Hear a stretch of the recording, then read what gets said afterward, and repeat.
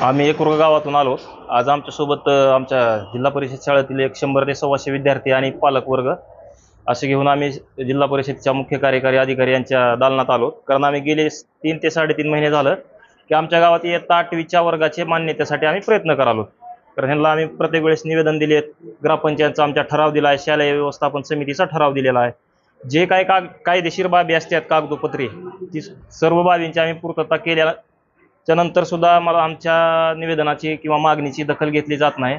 त्यामुळे आम्ही एक 8 दिवसाखाली इशारा दिला होता यांना, जिल्हा परिषदच्या सीओना, की तुम्ही जर आमच्या मागणीची नाही दखल दिली, आम्हाला जर 8वीच्या वर्गाची नाही मान्यता दिली तर आम्ही आमच्या गावातली जी शाळा आहे विद्यार्थ्यांची ती शाळा थेट तुमच्या दालनात भरवू। त्याप्रमाणे आमचं आंदोलन आजचं चालू आहे आणि जोपर्यंत आमच्या 8वीच्या वर्गाची मान्यता आम्हाला भेटत नाही तोपर्यंत हे आमचं आंदोलन चालूच राहणार आहे।